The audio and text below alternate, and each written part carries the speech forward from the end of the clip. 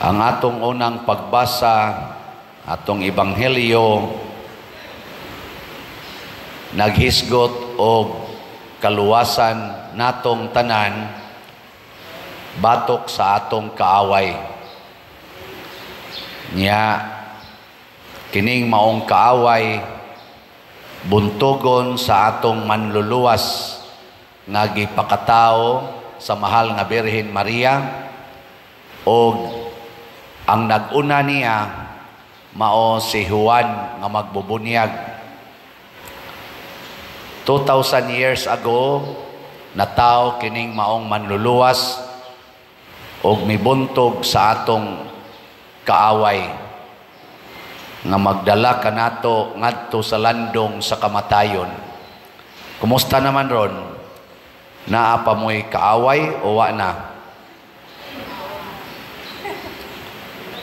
Lingi ay mong tupad. Naa pa kay kaaway? Naawa. Wa nagay klaro. Kining atong kaaway nga gihisgutan, usa ni kakaaway nga wa say kamatayon. Sige ra gid tag away ani hangtod sa katapusan sad sa kalibutan. Mao na ang ato sang kaluwasan, ang naghatag sa kaluwasan, wa say kamatayon. Sige ra gid ni siya luwas nato hangtod sa katapusan sa kalibutan. Kinsa dinhi ang nahibaw nga duna gid tay kaaway matag adlaw? Tasa kamot. Naiuban nagpanagana. So kanang wa mo isas kamot napildi na nas kaaway. Ang ato gyung kaaway nga muda nato ngadto kangitngit sa kamatayon mao ang sala. Ang sala. Kinsa ninyo dinhi ang kanunay naglagot o nagdumot sa sala? Tasa kamot. Tanawa. Diba pulos mo napildis kaaway. Amiguhon gay na nimo, higugmaon gay na nimong sala, pildi na ka. Dumtan gid nang sala kay kaaway na nato. Kinsa may higugmaon? Kisa? Pataka lang mo. Ang Ginoo lagi, pero duha man nakabuk, Ginoo og isig katao. Kinsa man ang isig katao? Ang makasasala. So dumti ang sala, higugmaa ang makasasala or nakasala. Anang imong tupad? Makasasala man na, apil na ning nagwali. Higugmaa. Pero ang sala, dumti. Kay kining imong tupad, hasta ning nagwali, kuyog ni nato sa panaw sa kaluwasan. Mao nang gitawag ta og the Pilgrim Church. Kitang mga buhi pa ba? O gitawag sa ta sa level sa simbahan, matud pa sa atong katekesis, kita ang gitawag og the Militant Church, ang nagpanaw nga simbahan. Ang katong tuas purgatorio, the Suffering Church. Ang katong tuas langit, unsay tawag? Arang-arang kay dahil nakatubag duha ka buok. The Triumphant Church, ang simbahan nga nagmadaugo na santos na asay nagantos pa, ni asay nagpanaw pa. Nya kining nagpanaw matud pa sa atong kaning simbahan karon nga gipasibugatan aning tuiga, synodality ang iyang nature. Unsa man ang synodal church or synodality?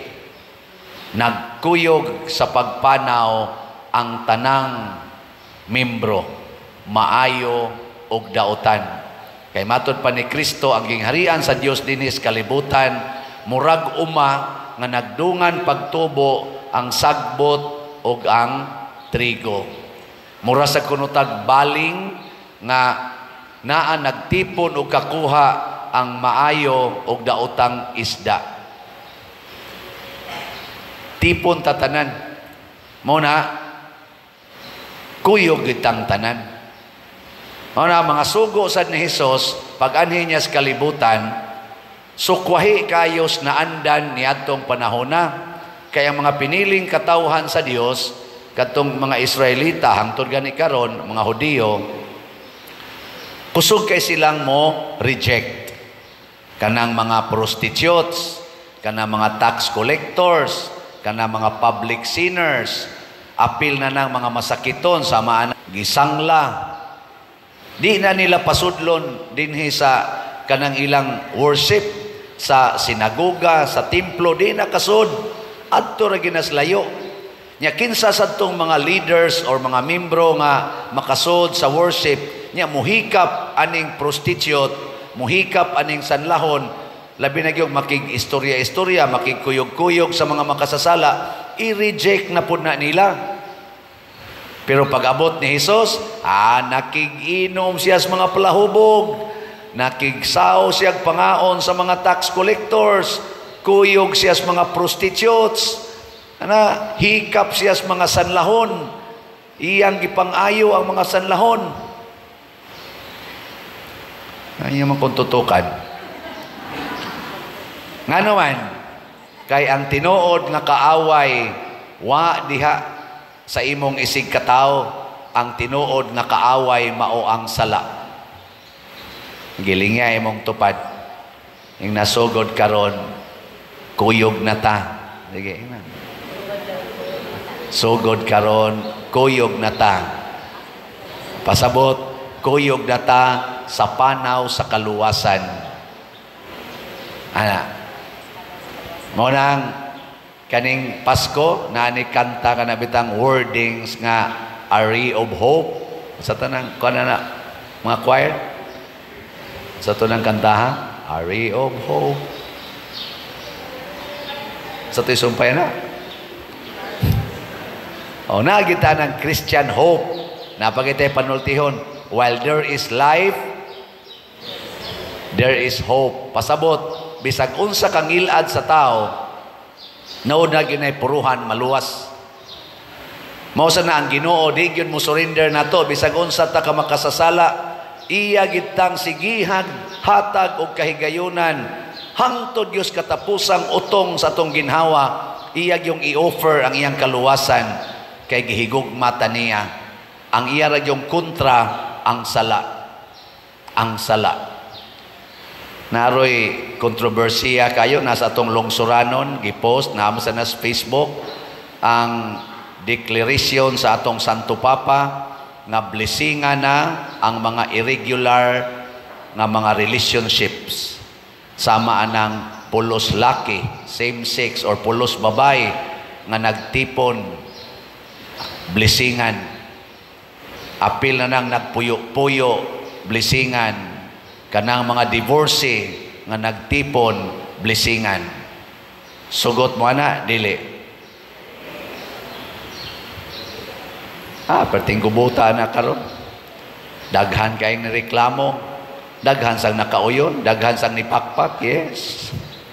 Naam gani dayo gi-post dayon, making history. Kay nakabasa mo doon sa Facebook, na dito, pulos laki, upawon ang laki, ang usa tag-asubok, batanon to, holding hands sila, giblessingan sila sa pare. Unsa man na, maayo na ang lakang o dili?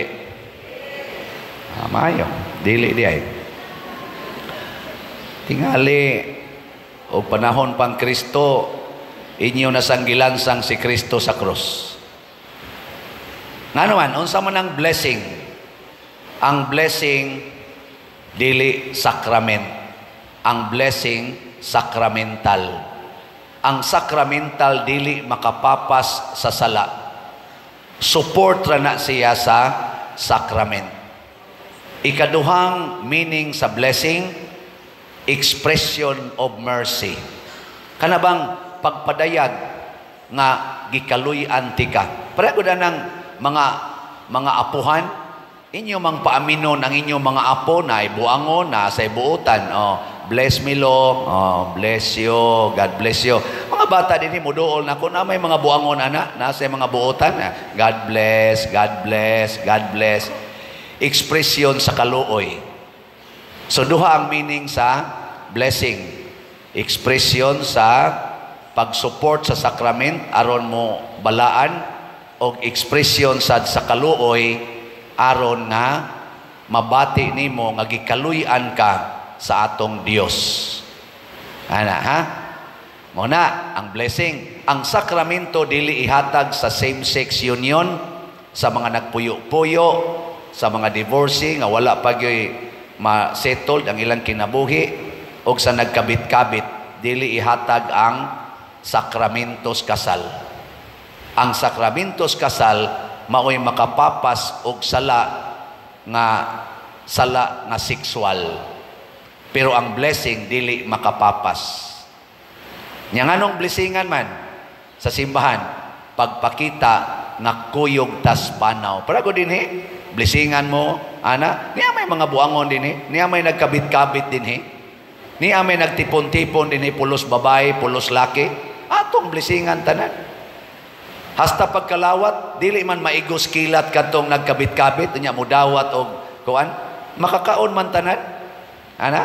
Nga naman, kay kauban tas panaw. Ano? Naay nang utana nako, pader, unsay barugana nimo ani nako galagot gyud ko aning deklarasyon na pero namalandong ko.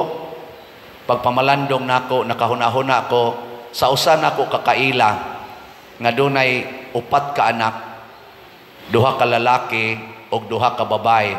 Ang usa ka lalaki o 2 ka babae, purting buutana. Ang usa ka lalaki, purtig yung adika. Mangawat pa silang balay. Pero naaragyapon gapuyo sa ilang balay. Mukaon ragyapon sa ilang pagkaon. Mutog ragyapon. Mupahimos gyapon sa tanan nga gipahimuslan aning mga buutan. Gipangutana nako ang mama papa, sa inyong gibati, sa inyong anak nga adik man kay na, ang tulo, buutan man kayo. Sus, pader na luoy, gin may anang among anak. Giingnan, ginanak kong tulo na ko kaanak, day, dong ayaw gyud taon ninyo kontrahan ng inyong igsuon kay luoy kay siya. Muna kada kuno uli sa ilang igsuon o sa iyang anak, nagikang ni Suyop, nagsigigit siya pangga, iyang pakanon, iyang atimanon, pero naghilak ang iyang kasing-kasing. Magto ang iyang luha. Sa pagsigi niyag atiman siyang anak, gato ang iyang luha. Kakuha mo? Ang simbahan ingon ana, ang Ginoo ingon ana, ang mahal nga birhen ingon ana, atimanon niya ang tanan, pero duna siya giatiman nga nagsigig kuyog sa yawa, pero adto mo pauli sa iyang sabakan. Iya gyapong atimanon, pero magto ang iyang luha.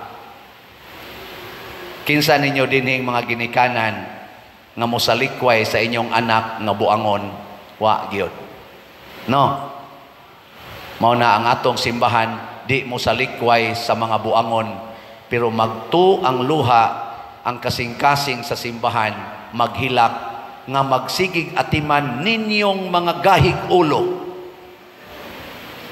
Sige lang yapong tipon-tipon, babae og lalaki, lalaki og lalaki, babae og babae, bisan pag nasayod nga wa na gitugot sa atong Ginoo.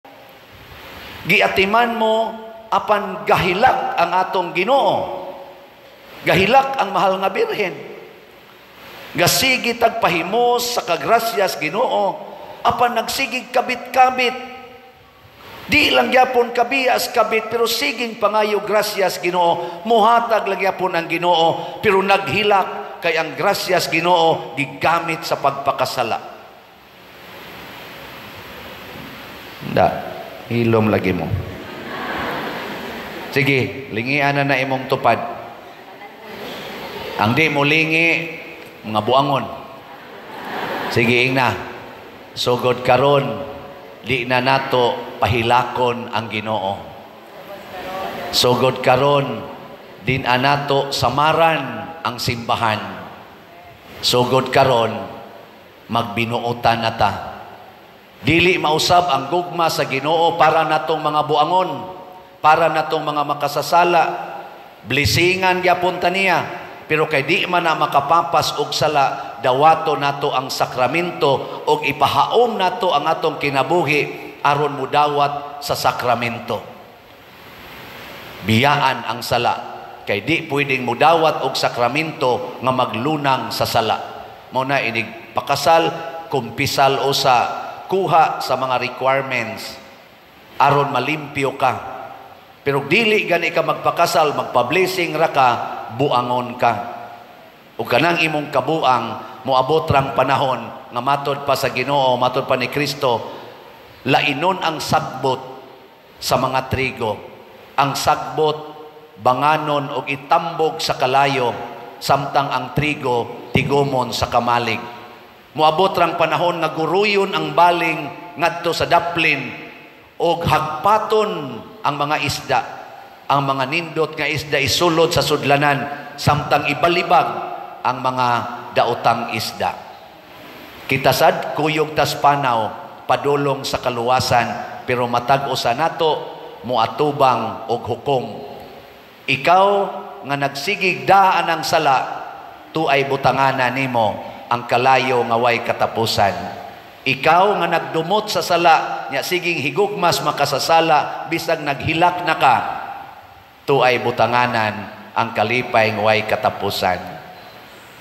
Sige, katapusang lingi. Ingna imong tupad. Gusto ko dili ka masunog. Sige, ingna. Na gusto ko dili ka masunog. Ana? Oh, sus kanindot ana. Mao na ang atong kaaway ato gyong likayan, ang atong Ginoo ato gyong sundon og alagaran. Manindog na ta.